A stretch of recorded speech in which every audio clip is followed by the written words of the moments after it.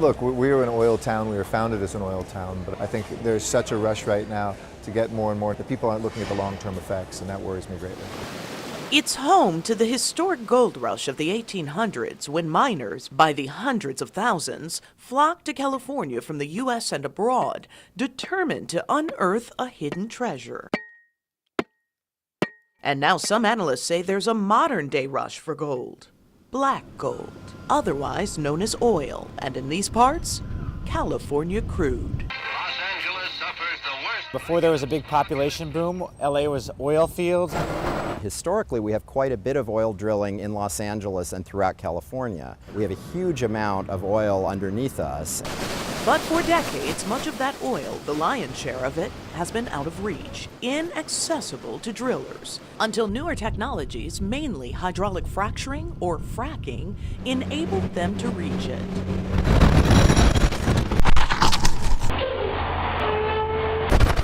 Now oil companies are working feverishly to tap one of the largest known oil reserves in the U.S. as lawmakers scramble to regulate the use of a technology that, until now, has gone unregulated in California. Fracking has just exploded in the last 10 years across the country, Pennsylvania, Ohio, West Virginia, and it's now happening here in California.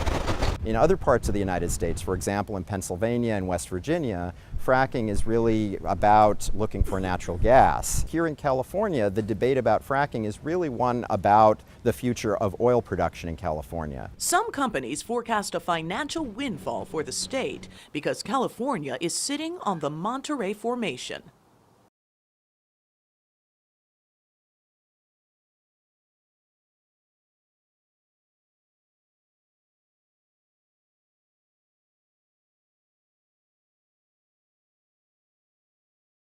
We have a huge oil field under Southern California called the Monterey Shale Formation, and it's thought to be among the biggest oil fields in the entire country. It could rank among the world's largest oil reserves, a Saudi-scale amount of crude, an estimated 15.4 billion barrels of it, which, if tapped, could make California America's biggest oil producer.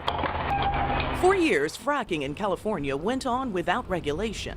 That's where all our problems started, right there. Some residents and conservationists say there's a similar lack of oversight in other U.S. states. We had the dubious distinction of the dirtiest air in the area, in the nation. Polluting the air and contaminating the water supply.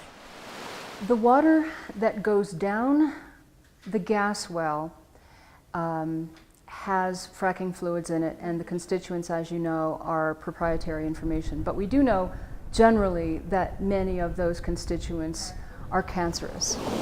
We dump all that produced wastewater back underground. All that toxic wastewater comes back up. Claims that have no basis in fact, according to the oil and gas industries. Energy companies using hydraulic fracturing dismiss the complaints as eco-freak panic-mongering.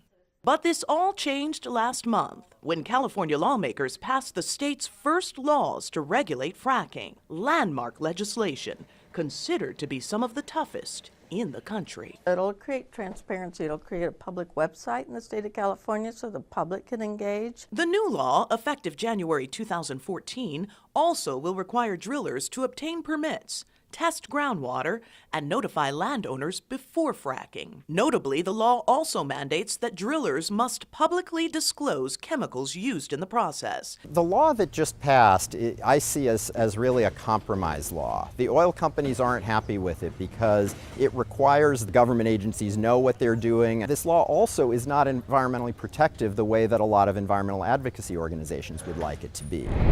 I think California, more than any other state in the United States, has put a lot of its regulatory effort into promoting alternative energy.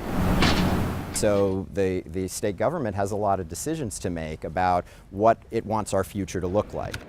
Does it want it to be more of a future of promoting alternatives to fossil fuels, or does it want to be more of a future where we continue to rely more and more on extraction of fossil fuels? Which has critics asking whether potential damage to the environment could transform California's newest pot of gold into fool's gold. Yakenda McGahee, CCTV, Los Angeles.